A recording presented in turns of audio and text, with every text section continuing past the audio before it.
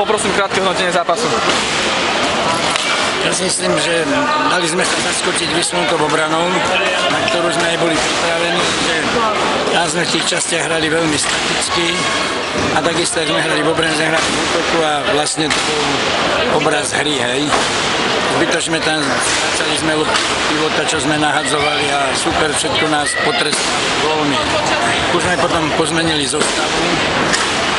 Myslím, že celkom sa chytila, začala hrať lepšie, aj samozrejme, keď sa nevystrihala, ale hlavne agresívna hra v obrane, hej, a zlepšený taký ten pohyb v útoku, aj predlobky, nám zabezpečil, že sme zápas nakoniec prehrali opäť, čo si myslím, že je to stav taký, v ktorý sa dá hrať ešte o tých 5 gólov. Dá sa povedať, že vzhľadom na priebeh hry i na to, že nám nevyšiel vôbec úvod, sme v podstate mali dobrý výsledok.